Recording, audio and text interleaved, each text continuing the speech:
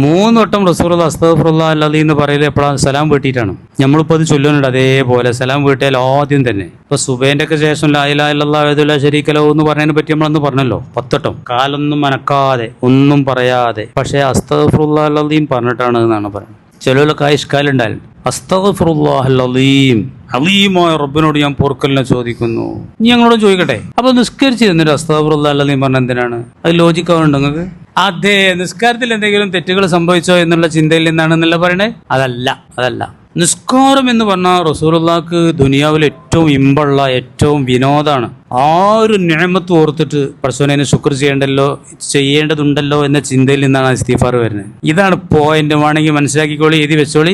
വലിയ നിയമത്താണ് നിസ്കരിക്കാൻ സാധിക്കുക എന്നുള്ളത്. ഒരു മുഅ്മിനെ സംബന്ധിച്ച് അങ്ങനെയാണ്. റസൂലുള്ളാഹി എപ്പോഴും അങ്ങനെയാണ്. ഇതാ ഹസബഹു അംറുൻ, വല്ല കാര്യം നിങ്ങൾക്ക് ടെൻഷൻ വന്നാൽ ബാദറ ഇല സ്വലാ, ഉടനെ നിസ്കരിക്കാൻ നിൽക്കുക ചെയ്യുക. നിസ്കാരം വലിയ വിനോദമാണ്. വജുഇലതു ഖുറത്തു ഐനി ഫി സ്വലാ, എൻ്റെ കണ്ണിൻ്റെ കുളിർമ നിസ്കാരത്തിലാണ്. ക്ഷമ കൊണ്ടും നിസ്കാരം കൊണ്ടും ഏതൊരു വിപൽ ഘട്ടത്തിലും നിങ്ങൾ അള്ളാഹിനോട് സഹായം തേടിക്കൊള്ളി. വിപൽ ഘട്ടങ്ങളെയും പ്രതിസന്ധികളെയും തരണം ചെയ്യുന്നത് നിസ്കാരത്തിലൂടെയാണ്. നിസ്കാരം അത്ര വലിയ നിയമത്താണ്, അവലംബമാണ്, കവചമാണ്. ആ നിയമത്ത് ഇങ്ങനെ കിട്ടുമ്പോൾ അള്ളാഹ് അങ്ങനെ ഓർത്തിട്ടുള്ള ഒരു കരച്ചിലും ഇസ്തിഗ്ഫാറുണ്ട്. അങ്ങനെ ഒരു ഇസ്തിഗ്ഫാറുണ്ട്. നിയമത്തിന് ഓർക്കുമ്പോൾ ഈ നിയമത്തൊക്കെ തന്ന അതിന്റെ ദാതാവ് റബ്ബിനോടുള്ള ശുക്ർ ചെയ്തോ എന്ന ചിന്തയിൽ നിന്നുണ്ടാകുന്നൊരു പൊറുക്കലിനെ തേടൽ. തെറ്റ് ചെയ്തിട്ടല്ല.